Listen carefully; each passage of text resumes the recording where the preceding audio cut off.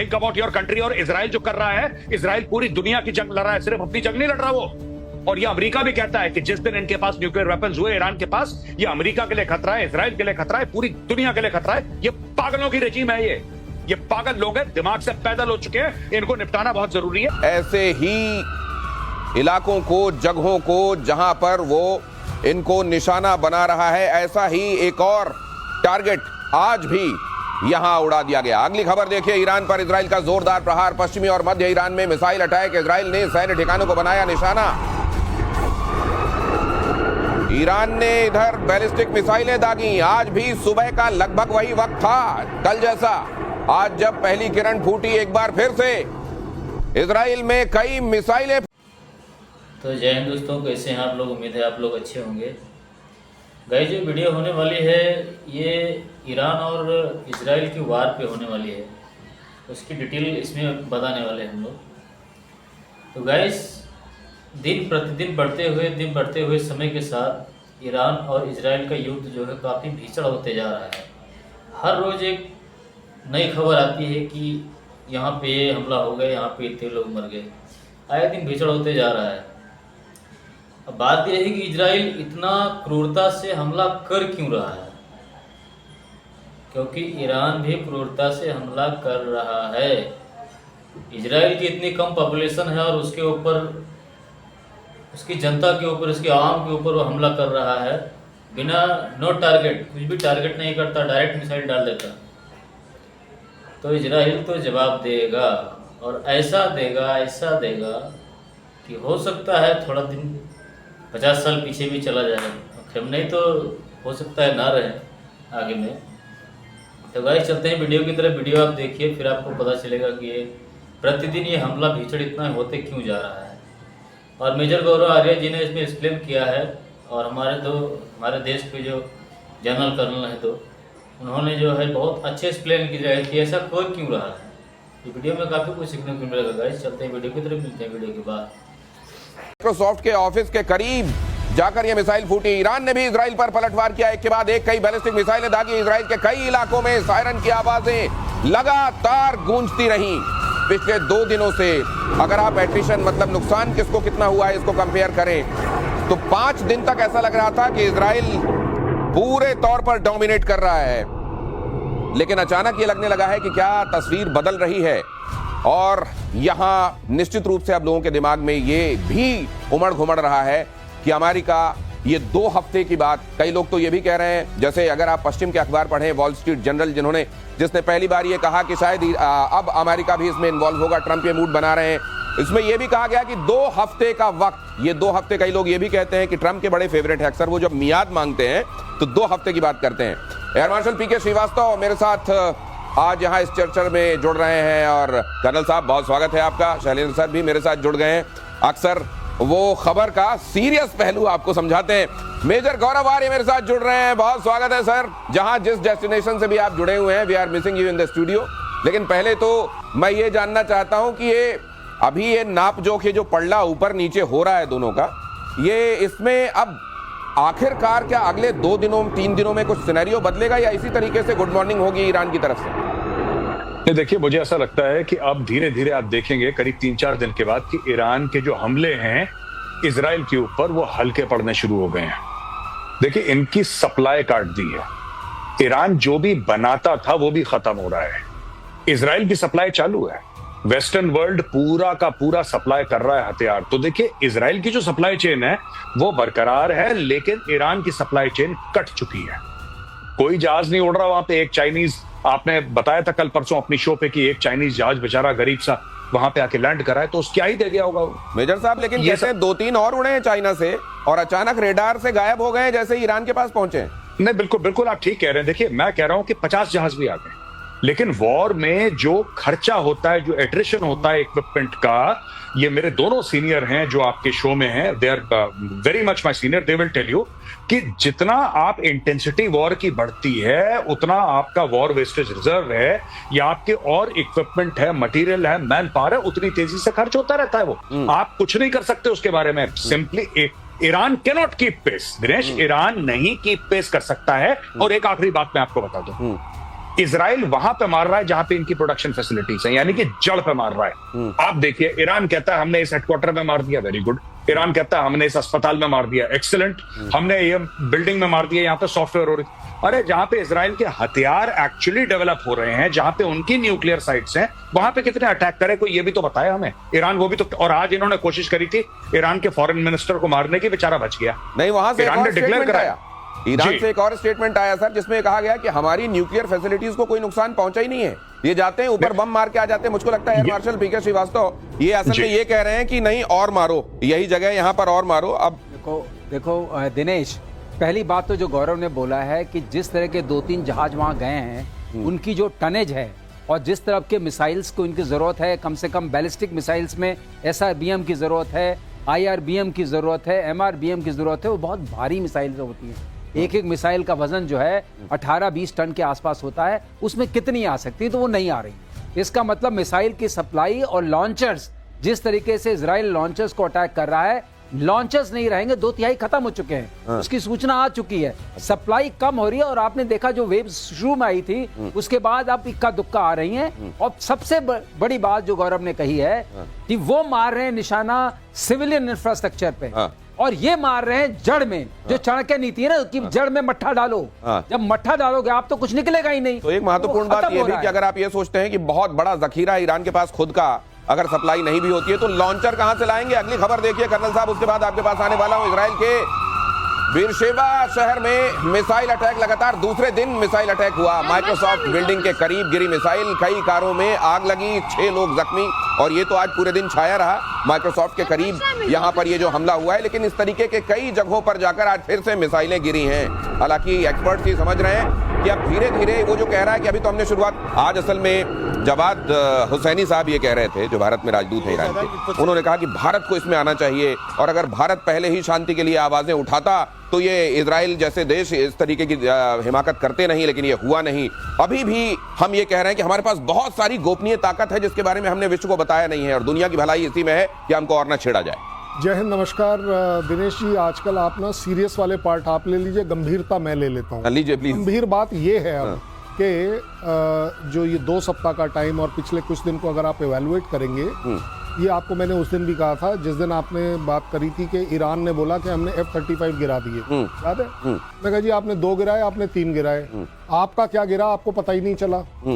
देखिए, जो इजराइल और ईरान के टारगेटिंग में जो फर्क है, आप देखते जाइए, न्यूक्लियर की जगह आपकी मार दी, मिलिट्री इंस्टॉलेशन मार दिए, आपके साइंटिस्ट मार दिए, आपके लीडर्स मार दिए, आपके यहाँ एक वैक्यूम क्रिएट कर दिया। सबसे बड़ी बात, आपकी वो जो स्ट्रैटेजिक रिफ्यूलिंग पावर के जो पॉइंट्स हैं वो आपके डिस्ट्रॉय कर दिए। आपने बदले में क्या किया? आपके पास सिर्फ एक चीज थी, ईरान, क्या जी हमने टेल अवीव के ऊपर 10 बम गिरा दिए, 20 बम गिरा दिए, 30 बम गिरा। हुआ क्या? बात ये है कि असल में किसका ऑब्जेक्टिव, जो फाइनल ऑब्जेक्टिव तय किया गया है, वो सर्व हो रहा है। इजराइल पर ईरान का जबरदस्त ड्रोन अटैक, इजराइल ने ड्रोन को हवा में रोक लिया, नौसेना और वायुसेना ने रोके ये सभी ड्रोन। यहां पर ड्रोन के जरिए भी हो रहा है, ड्रोन कई जगह, और छोटी मिसाइलें इसलिए भी भेज दिए जाते हैं ताकि वहां एयर डिफेंस को एंगेज किया जा सके और बड़ी मिसाइलें भेजी जा सके।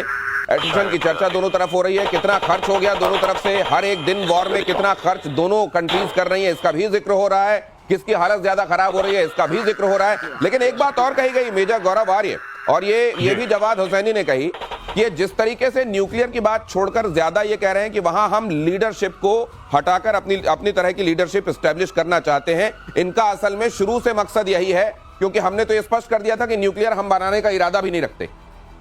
देखिए, जब तक आप सांप का सर नहीं काटेंगे तो कुछ नहीं बदलेगा। अगर ये कहते हैं कि न्यूक्लियर नहीं बनाएंगे, तो ये तो कई बार 10 बार पहले भी कह चुका है ईरान फिर चोरी से बनाता है। इसीलिए इस बार राइजिंग लायन जो है, राइजिंग लायन पुराना झंडा है, जैसे कि कल हमने शो में बताया था। राइजिंग लायन जो ऑपरेशन है वो एक्चुअली ईरान का शाह के जमाने का झंडा है। तो ये शाह के रूल को वापस लाना चाहते हैं, और ये रेजिम चेंज ऑपरेशन है, ये मुंह पे बोल रहे हैं। इसमें कौन सी ढकी छुपी बात है? वो तो सामने मुंह पे बोल रहे हैं इजरायली कि भाई इसको निपटाना है। और जहां तक ये खामेनेई की बात है, इन्होंने मुंह पे ये बोला है कि हमें इसको निपटाना है, इसकी हत्या करनी है। साफ सीधी बात है, they say we want to kill him. अब इससे ज्यादा स्पष्ट कोई क्या हो सकता है कि ये कहते हैं साहब न्यूक्लियर हम नहीं बनाएंगे, न्यूक्लियर तो बना रहे हैं। इनका अमाद प्लान था, अमाद प्लान इन्होंने बंद कर दिया जब इनको ये लगा कि अमेरिका ने इराक को इन्वेड कर दिया। इन्होंने बोला साहब हम तो बगल में, कहीं हम भी निपटा दिए जाएंगे। तो तब से ये बात चल रही है। फिर ये डुअल टेक्नोलॉजी की तो बात आप ये कह रहे हैं कि इसमें कोई ऐसी बड़ी डिस्कवरी करके वो नहीं लाए हैं, एक्चुअली ऑब्जेक्टिव ये था, और अगर वो कह रहे हैं तो एक्चुअली उनको लेट रियलाइजेशन हो रहा है, होना यही था। अगली खबर आपको बता दूं, उसके बाद आ रहा हूं। इजराइल का ईरान के परमाणु सेंटर पर अटैक, इजराइल की बमबारी से तेहरान भी कांपा। परमाणु ठिकाने पर अटैक से भड़का ईरान, ईरान की सिक्योरिटी काउंसिल से एक्शन की मांग। ये देखिए जरा क्या हो रहा है यहाँ, तेहरान देख लीजिए, और ये एक न्यूक साइट है, और वहां पर हमले के बाद ये धुआं कहते हैं बहुत देर तक वहां मंडराता रहा। हालांकि अब ये मशरूम जैसा दिख रहा है कि नहीं, ये फैसला आप कीजिए। आइए ये आपको ये बताएगा कुछ दिनों में कि यहाँ रेडिएशन है कि नहीं। सर ये खतरा तो बना हुआ है ना लगातार। ऐसा होता है ना, किसी भी ऐसे साइट पर बहुत सारे केमिकल्स होते हैं और बहुत सारे पायरोफोरिक आइटम्स होते हैं। ये क्या है सर, पायरोफोरिक? जो आग से जल पड़ते हैं। अच्छा। तो ये इन्फ्लेमेबल, हाँ, ये ज्वलनशील, ज्वलनशील। तो ये उस तरह के आइटम्स हैं, और ये जब भी आप हिट करेंगे खास जगह पे आपको वो सब उड़ जाएंगे। जैसे बता रहे थे, आपको सेंट्रीफ्यूज चाहिए, आपको कॉमन हॉल चाहिए, आपको सारे वैक्यूम चैम्बर चाहिए, सब चाहिए, तो वो सारे उड़ रहे हैं, खत्म हो रहे हैं। अगर आपके पास अभी भी वेपन ग्रेड 60% 100 किलोग्राम यूरेनियम है भी, तो उसको बनाएंगे कैसे? और एक बात है, कई बातें आ रही हैं कि ये बना सकते थे, लेकिन एक बात ये कही जा रही है कि वेपन ऑफ मास डिस्ट्रक्शन की बात करके जो इराक का हवाला कर दिया गया, जो हाल कर दिया गया था, उसी तरीके से यहाँ न्यूक करके ये वही कर रहे हैं। और ये क्या ये ठीक है? इस पर आता हूं, लेकिन ये खबर बता दूं, ईरान को लेकर अमेरिका का बहुत बड़ा दावा। व्हाइट हाउस की प्रेस सचिव कैरोलिन लेविट का बयान, खबर फ्लैश कीजिए जल्दी से। परमाणु बम बना सकता है ईरान कुछ ही हफ्तों में।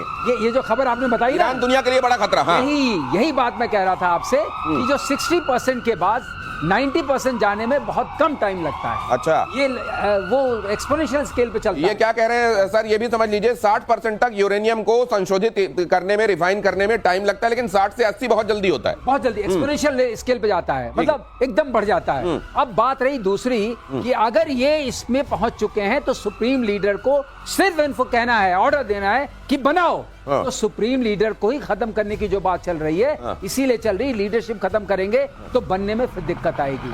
टेक्निकली जो था वो ऊपर की लीडरशिप नहीं, तो वो लॉबी जो हमेशा ये कहती है कि देखिए ये वेपन ऑफ मास डिस्ट्रक्शन कर करके इन्होंने क्या हाल किया वहां, इसी तरह न्यूक्लियर करके यहाँ ईरान को और वहां की लीडरशिप को निपटाने में लगे हैं, वो तो और मुखर होकर बोलेंगे आइंदा। कर्नल, ज्यादा बड़ी बात यह है कि ईरान ये कभी डिसोन नहीं करता कि जो उसके पास एक एग्रीमेंट के तौर पर 7% जो एनरिचमेंट अलाउड है उसको इलेक्ट्रिक पॉइंट ऑफ व्यू से, वो उसको डिसोन क्यों नहीं करता? क्यों वो ये एक्सेप्ट करता है कि हाँ कि हमारा कौन दुश्मन है? ये बड़ी बात कह रहे हैं और उससे भी ज्यादा बड़ी बात कि हर एक चीज में एक आदमी की नहीं चलेगी। अकेला यूएस बोले कोई बड़ी बात नहीं, कौन सी घटना आप अपने दिल पर हाथ रख के बोल दीजिए, क्या ईरान नहीं बना रहा होगा? और अगर नहीं बना रहा होगा तो इससे बड़ी बेवकूफी नहीं कर रहा होगा। देखिए, ईरान का बेसिक एजेंडा हमेशा से ये रहा है कि अगर न्यूक्लियर वेपन जो हैं वो डेटरेंस के हैं, जिस दिन हमारे पास ये डेटरेंस आ गई, इजराइल और यूएस मेरे ऊपर नहीं आएगा। तो डेटरेंस के ये हथियार होने ही चाहिए, वरना उतना एनरिच कर क्यों रहे हो भाई? 7% रखो, अगर उससे बिजली बनानी है तो। ईरान का न्यूक्लियर पावर प्लांट सेफ है, ये दावा किया गया। रूस और ईरान दोनों ने किया दावा। रूस ने कहा बुशहर एटमी पावर प्लांट में स्थिति सामान्य, तो वहीं ईरान ने कहा है कि एटमी स्थलों पर इजराइल हमले अब प्रभावी हुए हैं। मेजर साहब, एक बात और आ रही है सामने, लोग ये कह रहे हैं कि भाई न्यूक ईरान के पास असुरक्षित कैसे और अमेरिका जैसे देश के पास सुरक्षित कैसे, जिसने जापान पर बम मार दिया है ऑलरेडी? देखिए, मैं आपको छोटी सी बात बताता हूं, ठीक है? ये पूरा का पूरा जो स्ट्रक्चर है, ये यूरेनियम एनरिचमेंट का, न्यूक्लियर बॉम्ब्स का, ये तो वेस्टर्न वर्ल्ड ने पहले बनाया, अमेरिका ने बनाया, फिर यूएसएसआर ने बनाया, फिर धीरे धीरे चाइना के पास, यूरोप के पास ये सब फैला। मैं ये आपको कहना चाहता हूं छोटी सी बात कि देखिए, Iran even without nuclear weapons is very dangerous, बहुत खतरनाक देश है ये हमास को पैदा करता है, हिजबुल्लाह को पैदा करता है, हुथियों को पैदा करता है, इनको फंड करता है। इनकी लीडरशिप को खत्म करना होगा। आपको चुन चुन के जिस ये गड्ढे में, बिल में घुसे, वहां पे जाके इनको खत्म करना होगा। ये कश्मीर में आग लगाएंगे। क्या बात कर रहे हैं लोग, जिनको पता ही नहीं है क्या चल रहा है। इन्होंने कोशिश करी है कश्मीर में, पर ये कर नहीं पा रहे, क्योंकि वहां पे इनको इतना ट्रैक्शन नहीं मिला। जिस दिन इनके पास न्यूक्लियर वेपन होंगे, ये भारत में आग लगाएंगे। इनकी फितरत में है ये। इट इज ये सिर्फ तो सर, अगर उस समस्या के इलाज के तौर पर आप देख रहे हैं तो फिर तो इसके मल्टीपल सेंटर्स हैं सर। फिर तो ईरान भर नहीं, बहुत जगह आपको दवाई लगानी पड़ेगी। मैं आपको बता रहा हूं, आप हर समय देखिए, ईरान ने हर समय पाकिस्तान को सपोर्ट करा है। इस्लामी ब्रदरहुड के नाम पे इन्होंने हर समय पाकिस्तान को सपोर्ट करा है कश्मीर में। ये सबसे पहले गए थे पाकिस्तान पहलगाम के बाद, उसके बाद इंडिया आए थे। भाई साहब मैं आपको एक बात कह रहा हूं, ये कश्मीर में आग लगाएंगे ये लोग, ये आतंकवादी देश है। इसको पहले ठोको, इसको पहले ठोको, तब जाके यहां पे शांति होगी। Think about your country. और इजराइल जो कर रहा है, इजराइल पूरी दुनिया की जंग लड़ रहा है, सिर्फ अपनी जंग नहीं लड़ रहा वो। और ये अमेरिका भी कहता है कि जिस दिन इनके पास न्यूक्लियर वेपन्स हुए ईरान के पास, ये अमेरिका के लिए खतरा है, इजराइल के लिए खतरा है, पूरी दुनिया के लिए खतरा है। ये पागलों की रेजिम है, ये पागल लोग हैं, दिमाग से पैदल हो चुके हैं, इनको निपटाना बहुत जरूरी है। तो क्या इजराइल जब ये कहता है कि वो सिर्फ अपनी लड़ाई नहीं लड़ रहा है, वो एक तरीके से दुनिया की लड़ाई लड़ रहा है, तो क्या ये सच है? मैं आपसे ये भी जानूंगा, लेकिन उससे पहले ये खबर देख लीजिए। इजराइल के पीएम नेतन्याहू का बड़ा दावा, इस वॉर से विश्व का चेहरा बदल रहा है। ईरान से 60% मिसाइल लॉन्चर नष्ट कर दिए गए हैं। यही ये 2/3 बल्कि कह रहे थे श्रीवास्तव सर कि ये कर दिया गया है। अब अगर लॉन्चर ही नहीं रहेंगे, आपके पास पटाखे रहेंगे, वो बोतल जिसमें डालकर आप जलाते हैं वो नहीं रहेगी, तो किसमें डाल के, रेत में डाल के करेंगे? नहीं जाएगा वहां तक। ये ईरान, ये देखिए, अगर ये वाकई मिसाइल लॉन्चर्स इस तरीके से नष्ट कर दिए गए हैं, तो 20,000 वाली गिनती जो गिनी जाती है वो असल में गिनती ही रह जाएगी। अगली खबर देखिए, ईरान में इजराइल का ड्रोन अटैक नाकाम। खोरम्बा में हेरन ड्रोन से अटैक किया गया। ईरान में ड्रोन को हवा में मारा गया। यहाँ ये भी आप खबर देख रहे हैं। ये कोई बहुत बड़ी बात नहीं है दिनेश, ये रियली कोई बड़ी बात नहीं, क्योंकि ये जो हेरन ड्रेन है, ईरान जिसको आप कह सकते हैं सरलीकरण में, इसकी एक तो IR सिग्नेचर बहुत बड़ा है। ये 40 घंटे ऊपर घूम सकता है। ये करीब 9.1 किलोमीटर पर घूमता है, और इसका काम है सैटेलाइट उसके कम्युनिकेशन के जरिए वहां की इंफॉर्मेशन भेजना। ये वहां पर था, इंफॉर्मेशन तो भेज चुका है, अब इसको मारने से कोई खास फर्क पड़ने वाला नहीं है। हाँ, ये automatic take off and landing वाला है, तो अगर ये वापस चला आता दोबारा यूज हो सकता था, मगर ये कोई खास बात नहीं। इसको नष्ट करना भी कोई खास निशानेबाजी नहीं है। हाँ, इनके पास मिसाइलें हैं, टोर 1, एक आध 2 सैयद 2 करके है, उससे मार सकते हैं आप। लेकिन ये बहुत ही, मैं कहूंगा, बहुत देर से आए और बहुत हल्के से आए। इसका कोई असर नहीं है पूरी लड़ाई पर, बिल्कुल असर नहीं। लेकिन एक सवाल जो मैं जानना चाहता हूं, वो उधर जैसे ज़ेलेंस्की दावा करता है कि वो तो पूरे यूरोप की लड़ाई लड़ रहा है, क्या ये दुनिया के अधिकांश हिस्से को कट्टरवादी सोच से बचाने की लड़ाई इजराइल एक्चुअली लड़ रहा है? नहीं, देखिए, ये कोई शक नहीं है कि अगर आप किसी भी तरह से दुनिया को ये दिखाकर प्रूव कर पाते हैं, और जो कि आप भी मानेंगे और अपने मानने पर मजबूर होना पड़ेगा, कि अगर जो 3 टेररिस्ट ऑर्गेनाइजेशन है, हमास, हिजबुल्लाह, हुती, अगर उसकी बेसिक बैकबोन ईरान अगर है, और सबको मालूम है, इसमें कोई शक नहीं है, जिस तरीके के हथियार दिए गए वो है, और तीनों के तीनों सिर्फ टेररिज्म में इन्वॉल्व है, तो क्यों नहीं माना जाए कि ईरान टेररिज्म में टोटली इन्वॉल्व है? अब उसके अलावा क्या चाहिए आपको?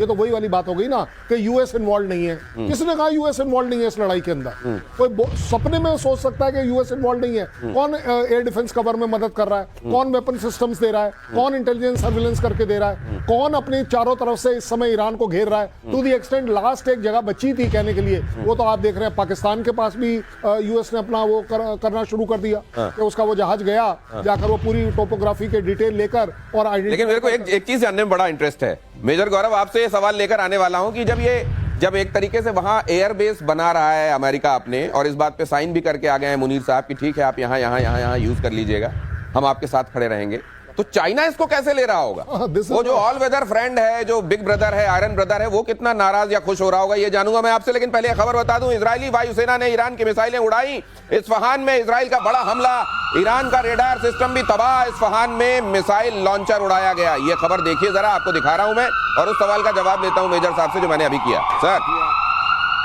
जी देखिए, मैं आपको दिनेश एक बात बताता हूं छोटी सी, ठीक है ना। ये अगर आप ये देखें जिस तरीके से इजराइल ये लड़ाई लड़ रहा है, ठीक है, इजराइल जो लड़ाई लड़ रहा है, और जहां पे इजराइल मार रहा है ईरान को, ईरान की अब चीखें निकलना शुरू हो रही हैं। कुछ दिनों की बात है, ये मामला निपट जाएगा। Now I will come back to the main point, ठीक है। ये आप रशिया कुछ बोले, चाइना कुछ बोले, आप कह रहे हैं चाइना दुखी हो जाएगा अगर पाकिस्तान ने ये कर दिया वो कर दिया, ठीक है ना। आप कह रहे हैं कि साहब ये देखिए, पाकिस्तान को खरीदा नहीं जा सकता। पाकिस्तान एक ऐसा देश है जिसको किराए पे लिया जाता है, पाकिस्तान को रेंट पे लिया है भाई। और ये चाइना भी समझता है कि जो पैसा देगा पाकिस्तान किराए पे जाएगा। अभी पाकिस्तान को किराए पे लिया अमेरिका ने, अमेरिका ने वो खाने का बिल अब चुकाएगी 25 करोड़ कौम पाकिस्तान की।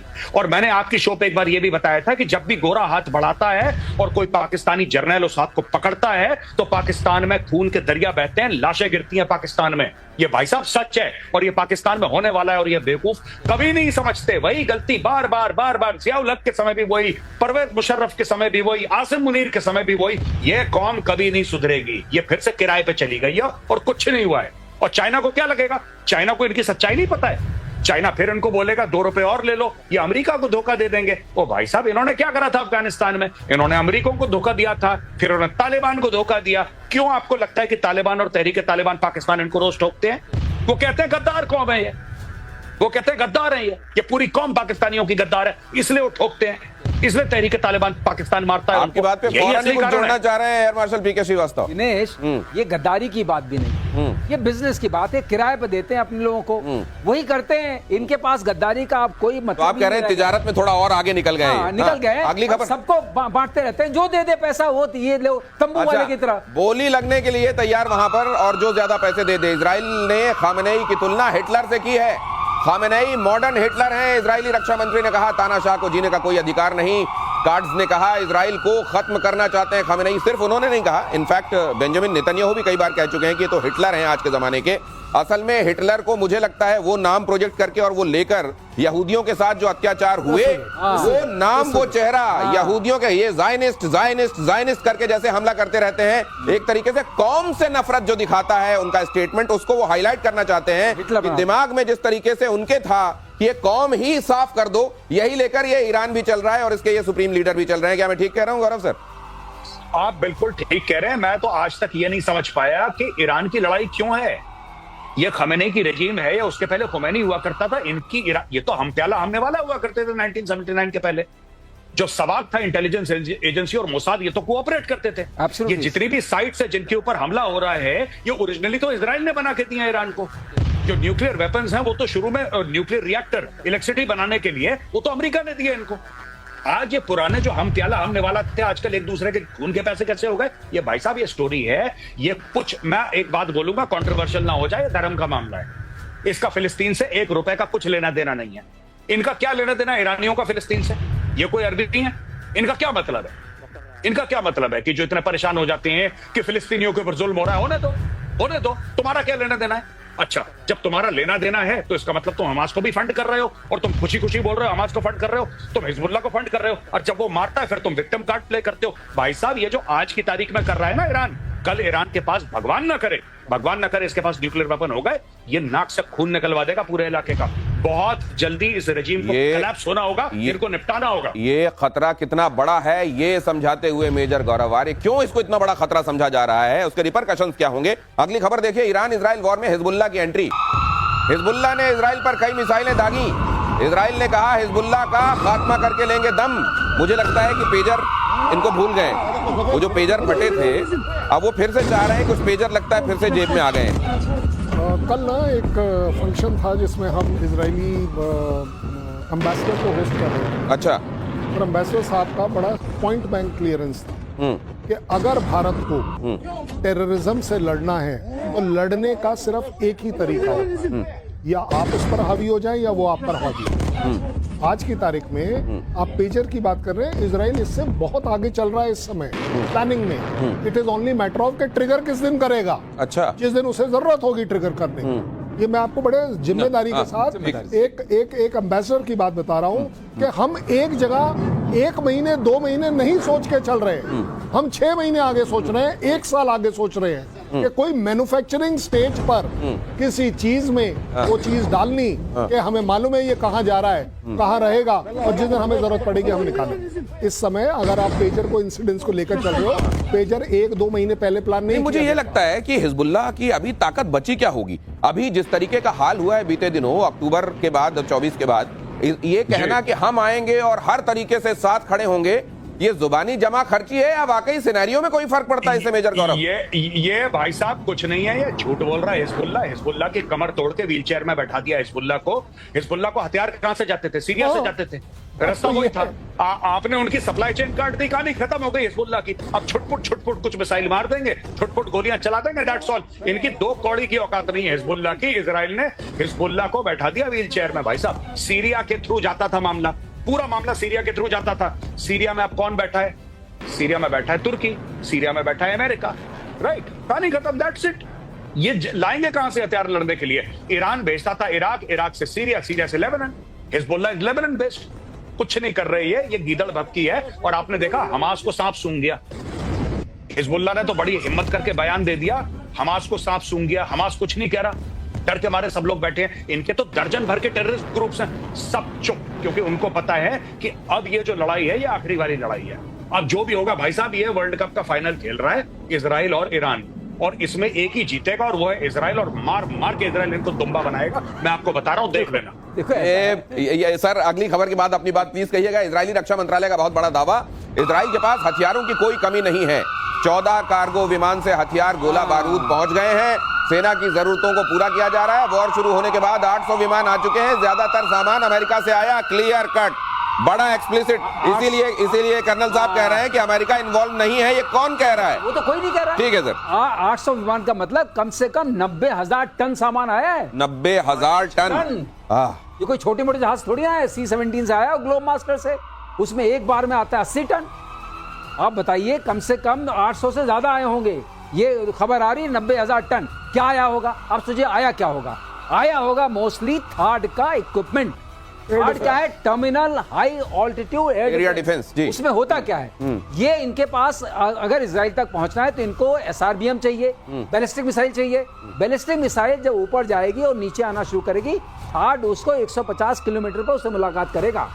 150 किलोमीटर पहले ऊपर आसमान में वायुमंडल से बाहर। अच्छा, वही मुलाकात होगी। अच्छा, अब उसका इंतजाम कर लिया गया है, क्योंकि अब इनको पता है कि इनके पास थोड़े मोड़े बैलिस्टिक मिसाइल पहुंच रह गए हैं जो वहां तक पहुंचेंगे। और जहां तक हिजबुल्ला का सवाल है, हिजबुल्ला के पास जो बचे खुचे गोले वोले थे, उन्होंने कहा मारो, वो मार रहे हैं। वो तो आयरन डोम वैसे ही संभाल लेता रहा जिंदगी पर, उसमें कोई दम ही नहीं है। सर कह रहे हैं कि आयरन डोम, उसकी एफिशिएंसी को लेकर आज फॉक्स ने खबर छापी, वो मैं उस पर आता हूं। लेकिन पहले खबर बता दूं, अमेरिका में ईरानी हमले का खौफ, मध्य पूर्व के सबसे बड़े सैन्य अड्डे से हटाए जेट।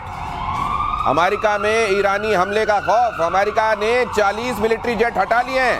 सैटेलाइट तस्वीरों से खुलासा, कोई फर्क पड़ता है सर? ये हटाए हैं, इससे ईरान अमेरिका को खौफ नहीं है। अब खौफ ज्यादा होना चाहिए ईरान को। क्यों? हटाए हैं, इसका मतलब तैयारी कर चुके हैं। जी हाँ। अब the moment aircraft go into the shelters, जो हम बोलते हैं हार्डन शेल्टर्स, इसका मतलब कि अब मामला ज्यादा गर्म हो गया है। अब अमेरिका तैयार है, जिसे हम बोलते हैं वॉर रेडी। अब ये वॉर रेडीनेस है। रेडी, पहले तो पीस उसमें थे। अच्छा, अगर वो बाहर रहते, इसका मतलब अमेरिका नहीं दखल देने वाला है।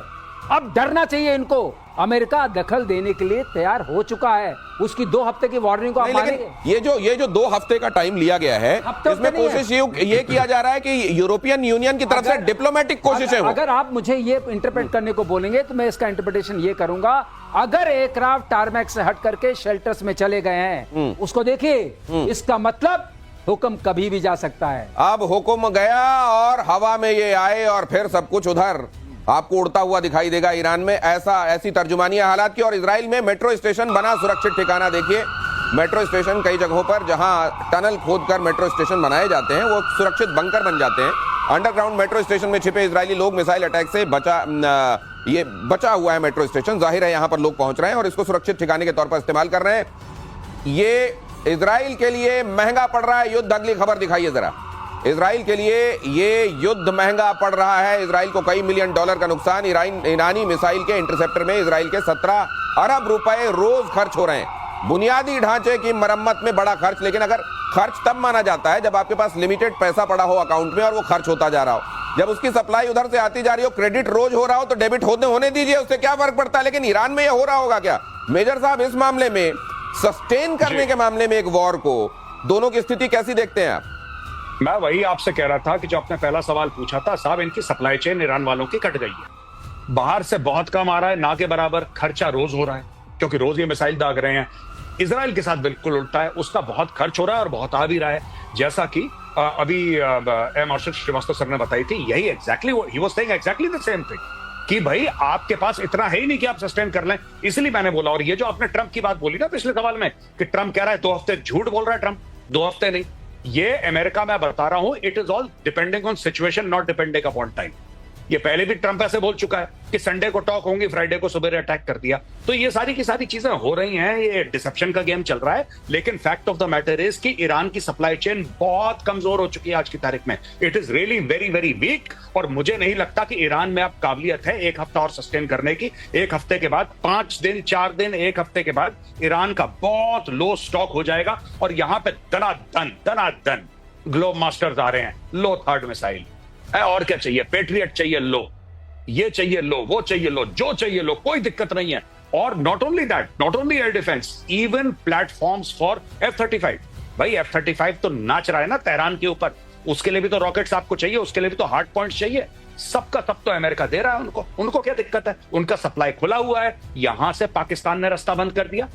पहली चीज, अफगानिस्तान कुछ देगा नहीं। और कौन कौन से देश हैं उसके सराउंडिंग जो देंगे? भाई कौन है?